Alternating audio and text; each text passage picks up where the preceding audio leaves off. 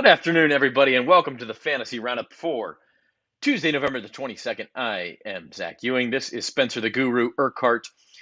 We are here on bet.NOLA.com and the Bayou Bets YouTube channel. We will recap Week 11 of the NFL slate, the fantasy football slate. Look forward to Week 12, of course, Thanksgiving week. And we're going to have a special look at the Thanksgiving DFS slate, just those three games. So if you want to add a little extra action to your Turkey Day football, we will talk about that.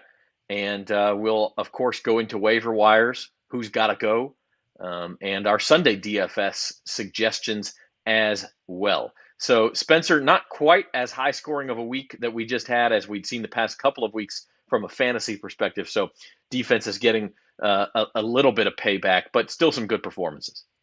Yeah, for sure. They got a lot of payback, actually, the defenses. It's been kind of a weird year, but this year really exemplified that as far as it's just hard to predict on a weekly basis who's going to go off. They just don't have as many of those must-start studs as we normally have. You guys like Saquon Barkley, Nick Chubb freaking struggled. It's so tough to predict, but that's why we got to study it, man. We got to try to get a leg up, and I feel like this week might be a little better being that we'll have a full slate of games.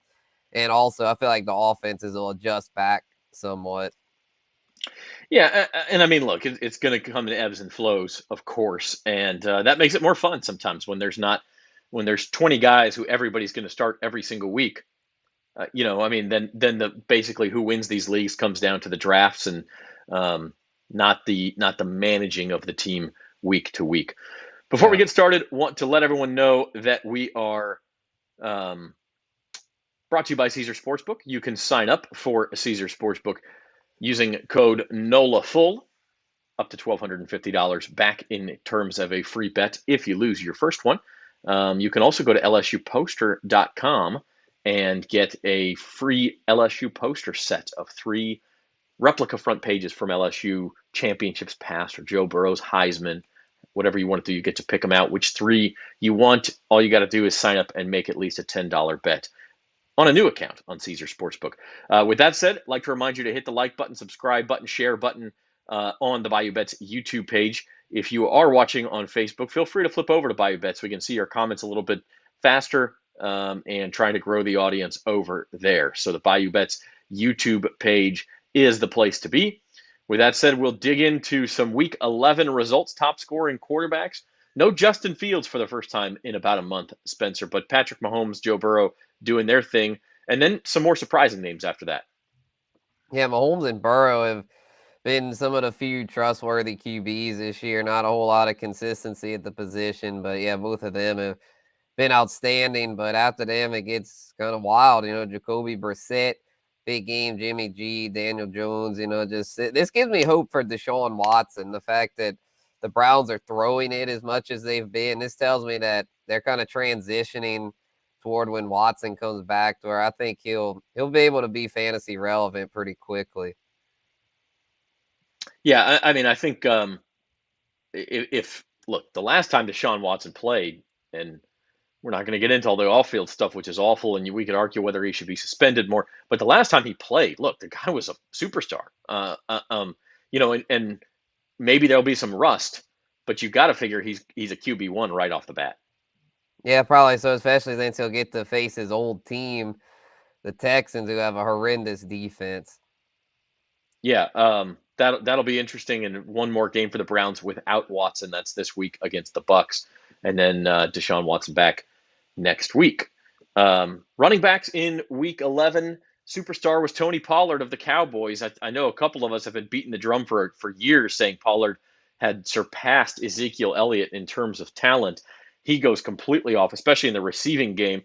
And then with Joe Mixon out with a concussion, Samaje Perine comes up big.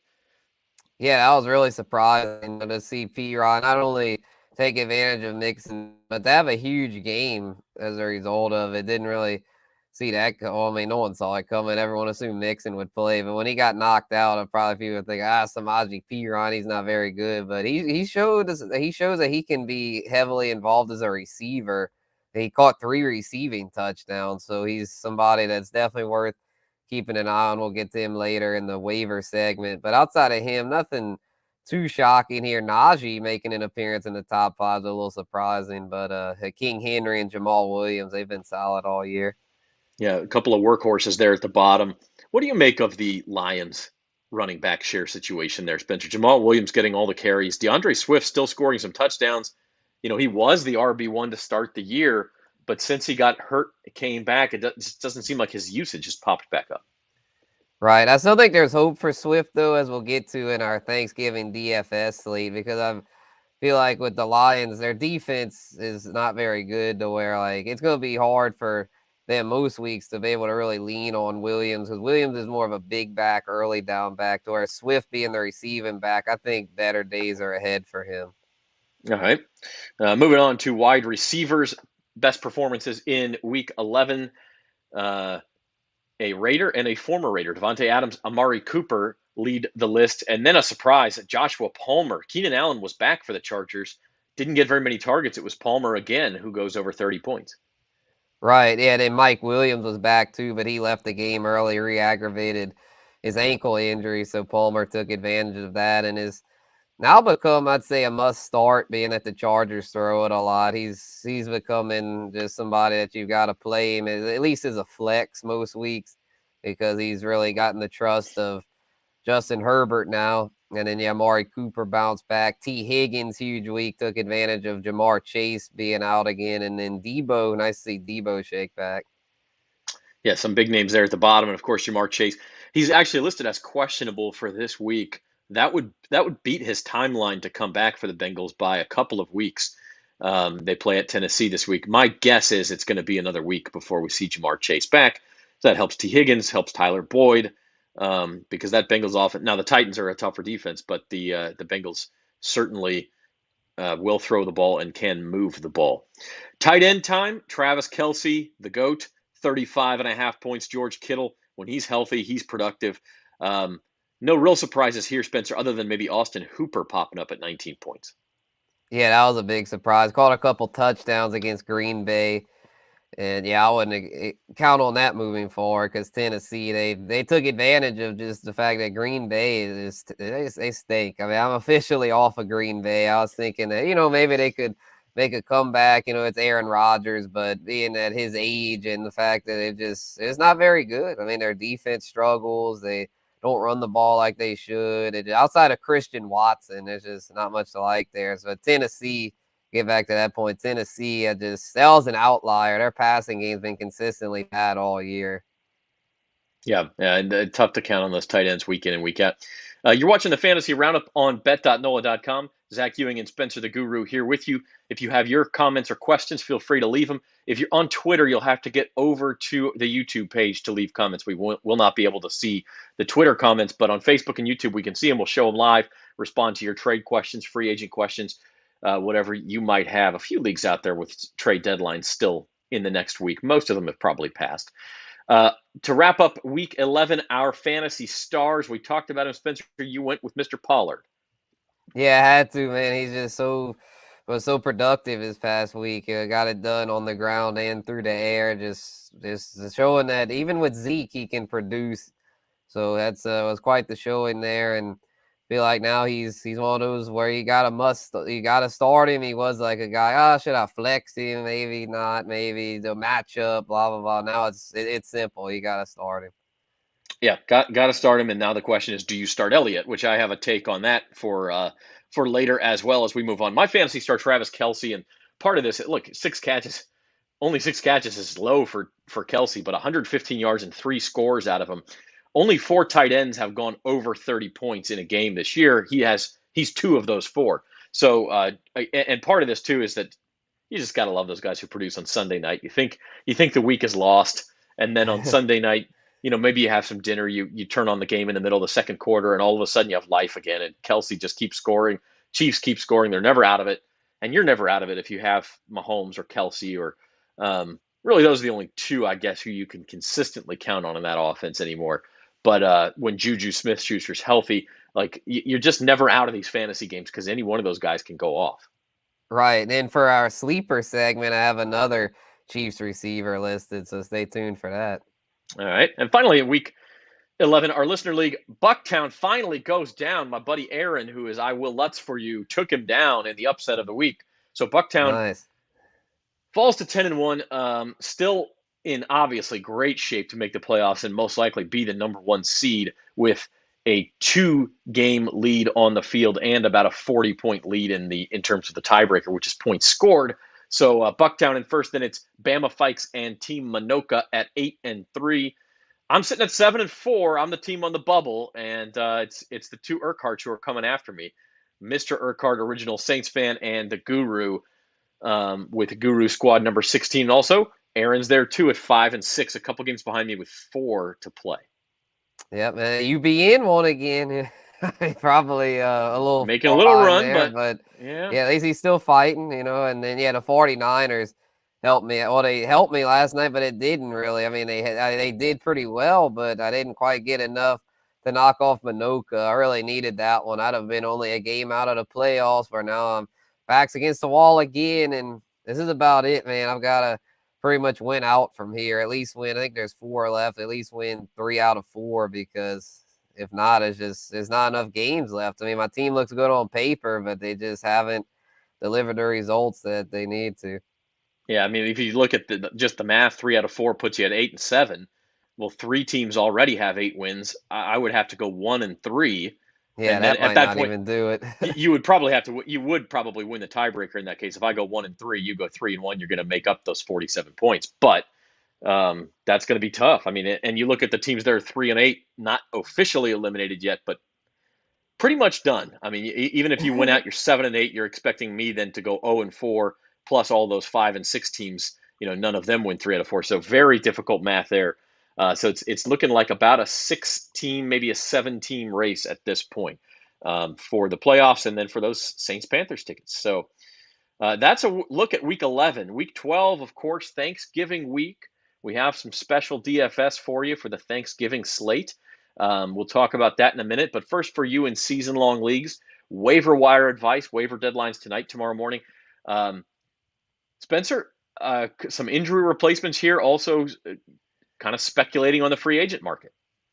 Right, yeah, I had to go with OBJ this week as far as somebody. To me, you should stash him. Like I said last week about Deshaun Watson. Yeah, he's not going to help you right away, but if you stash him, he could be a league winner in the fantasy playoffs, because like I said at the beginning of the show, there's just less and less set it and forget it options. So Odell, when healthy, is really productive. So if he lands in the right spot, could definitely be worth more than just a bench stash. Could be a start potentially. But yeah, as far as the other positions, went with guys that probably be more just kind of plug and plays this week. A couple of Commanders there, and Heineke and Logan Thomas is more of a matchup thing. They get Atlanta, who's been awful against the quarterbacks and tight ends, so thinking that they could do well there in that spot. And then Samaje Perine with no Joe Mixon, most likely, in concussion protocol stricter these days, especially after the Tua situation, and now the Stafford situation. He's back in it, so definitely not going to rush Mixon back. So I would think that Perine's a good play this week and is worth, if you still have fab money left, spend that fab money if you need a running back. Yeah, I mean, keep an eye on the injury report that comes out today. See what Mixon's status is. You got to speculate a little bit, so you need somebody to drop. So we're there for you too. But first, I just want to stop right here before we get to who you drop. If you're watching this, and there's way more people watching this than there are likes, hit the like button for me. Just click it. I don't want to beg. Let's get a couple likes on there. It takes like literally less than a second. Yeah, so. just click the little thumbs up. It's easy. There's way more people watching this than there are likes. So get the like button down on there. Hit a share button. Tell your friends about us, and Spencer will tell you who to drop as you want to pick up those guys. Yeah, as we add people, you got to figure out who to cut, and there's some names on here that like Kirk Cousins. He had been good for a while, but should have figured he was going to fall off, and he gets another tough matchup Thursday night against the Patriots. Primetime Kirk. Yeah, exactly, and we know how that goes. So there's just too much of a sample size there. You look at he's been a 10-year veteran. It's just like we just know what it is. It's every year with him. People want to believe that he's found something, turned the corner, but I feel like when you've got that much data, you just can't ignore it. So to me, you just got to move on. And then Melvin Gordon, the Broncos moved on from him. So to me, you got to move on from him for fantasy purposes because I don't see him landing.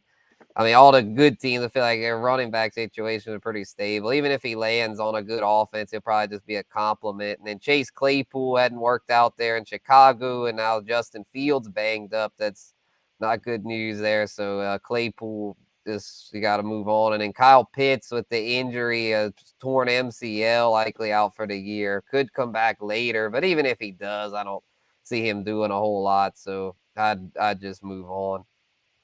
If you are a Justin Fields owner who is worried he may not play, and I don't think he's going to play this Sunday, certainly maybe not the rest of the year, you mentioned Taylor Heineke. Who are some other quarterbacks who may be available? Maybe a Russell Wilson, Aaron Rodgers you're willing to go back to if you're in that kind of desperate situation where you need somebody. Yeah, they could be in. I mean, yeah, Rodgers for sure. He's still rostered in a lot of leagues, though. But yeah, I would say he could be a decent stream if he's there. Jimmy G against the Saints could be an intriguing stream.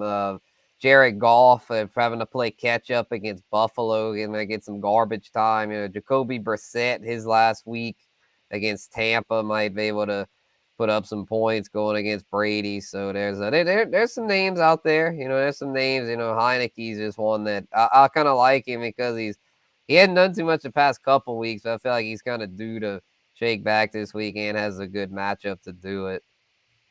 Yeah, absolutely.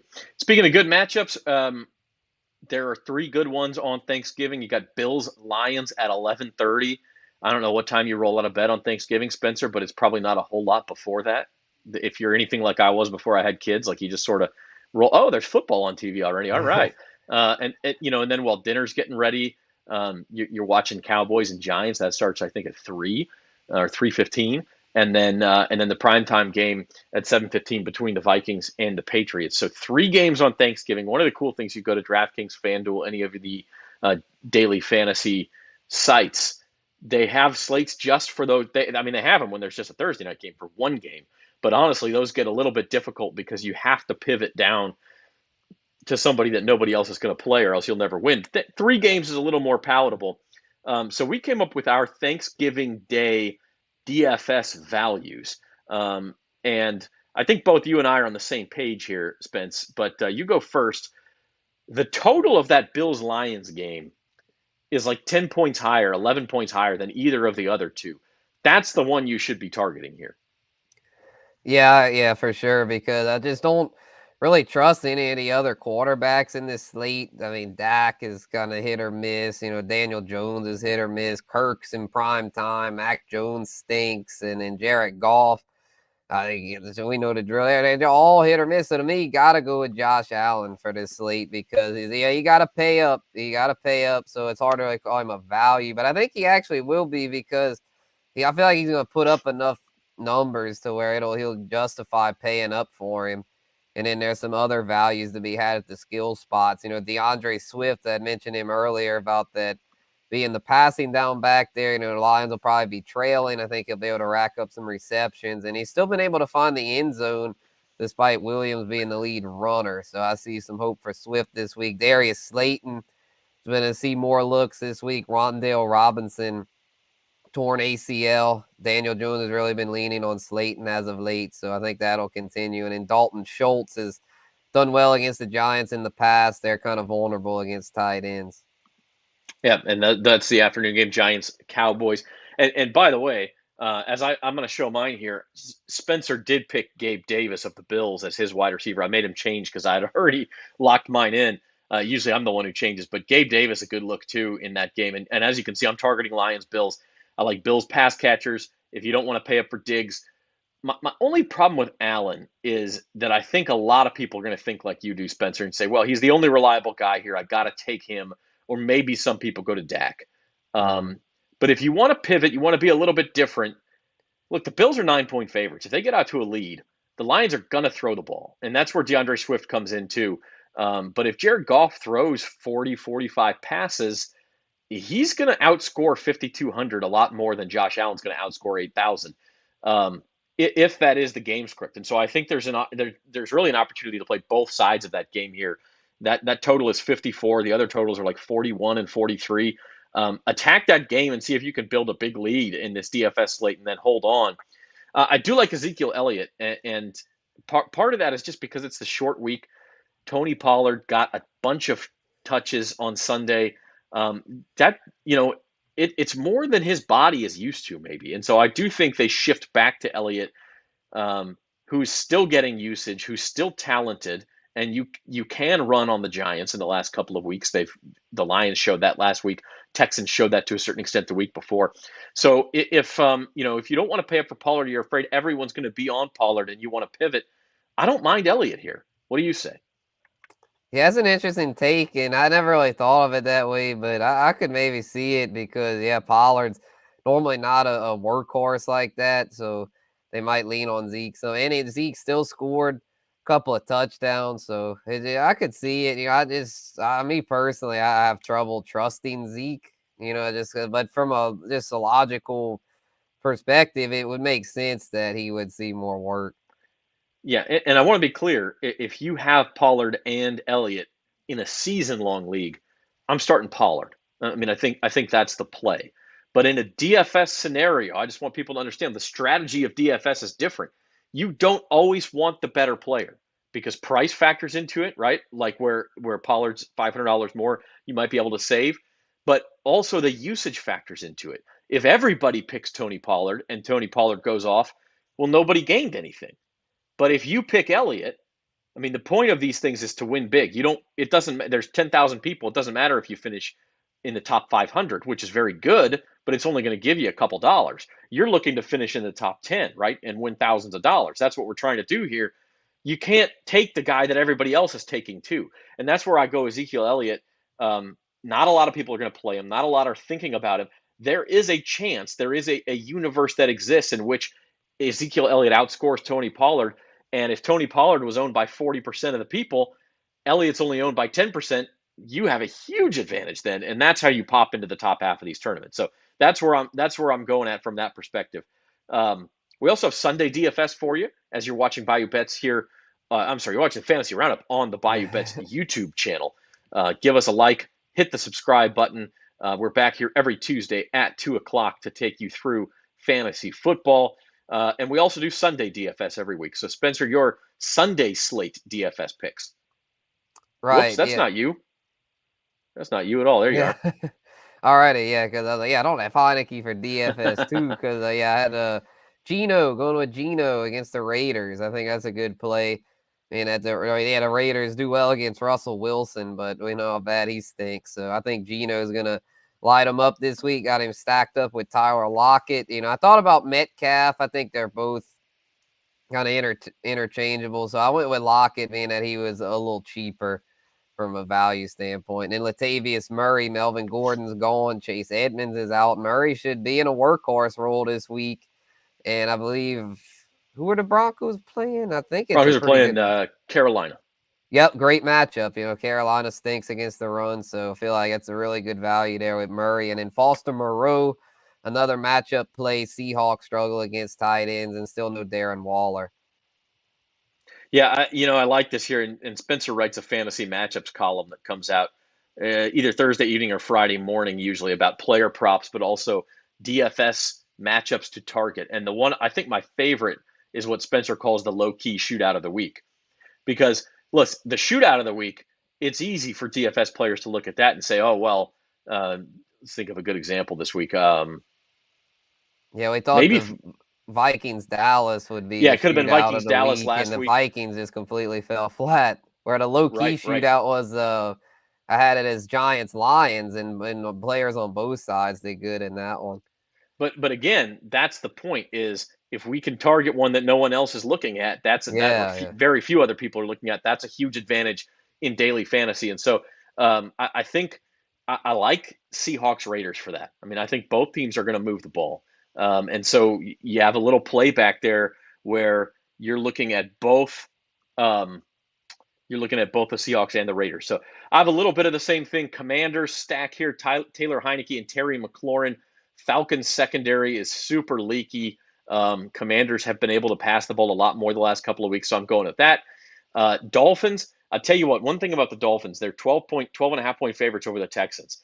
They're going to run the ball. This is one of the, I don't know if I'd take a minus 12 and a half because I think they're going to want to get out of there with a win because they go to San Francisco next week. So this is one of those win the game, get out of there healthy. Mike McDaniel going back to San Francisco. It's going to be a big deal for him. It's a long flight. It's a huge game between, I mean, possible Super Bowl preview, if we're being honest. Miami and San Francisco could be. So this is a game against Houston where the Dolphins are going to want to get out to a lead, pound the rock. Houston's not going to compete if you get up 10 points on them. So I like Jeff Wilson. I like Raheem Mostert also in that situation. And then my tight end, David Njoku of the Browns. Buccaneers have struggled a little bit against tight ends this year, but they do have a good pass rush. So Jacoby Brissett, you can see him dumping that ball off, and Njoku getting a bunch of targets. So once again, we're back every Tuesday at 2 o'clock on the Fantasy Roundup. Spencer has a waiver wire column on Tuesdays. He's got that fantasy matchups and player prop column on Thursday evening, Friday morning, some weeks, depending on when some of the player props are available.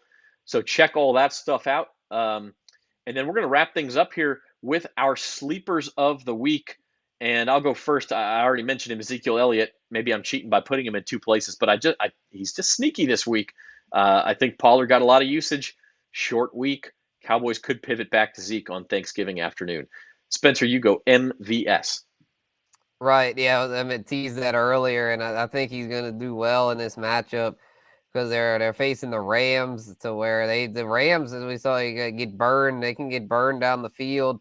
Got burned by Chris Olave, who is obviously really talented. But I think MVS is going to do for a shake back. He's been kind of down as of late, but he's just one of those ones that pops up out of nowhere a lot of times. And I think this could be that week for him with Mecole Hardman's on IR. So they won't have to worry about him. And then Juju, even if Juju comes back, he's more just the slot guy. He's not really a threat to MVS's snaps and targets. So I'm thinking that he could, if he can catch a deep bomb or two, he could have a big week and be one of those plug and play flexes that ends up winning you weeks.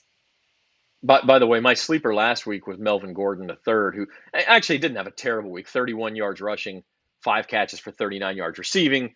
It wasn't a disaster, but these are sleepers. So, sometimes they just don't wake up like this. Yeah, I think mine was decent. I think it was wasn't it Peoples Jones? I think you had Nico Collins last week. Oh, Nico, Peoples Jones maybe 2 weeks ago. Yeah, but you did have Peoples Jones was good 2 weeks ago for sure.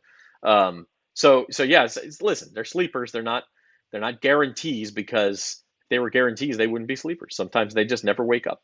Well, yeah, he wouldn't even be available. It wouldn't even be options if they, you got to try to deep dive and find these guys. They're not always going to hit, but sometimes when your back's against the wall, you've got to swing for the fences and think outside the box, because if you don't, you're going to if you just go with the same thing, if you got, trying to think of an example of just some running back that's kind of in a bad spot, like Deontay Foreman. Like if you don't feel comfortable with that, if you want to swing for the fences, sometimes that can pay off. Well, that's going to do it for us on the Fantasy Roundup for Week 12.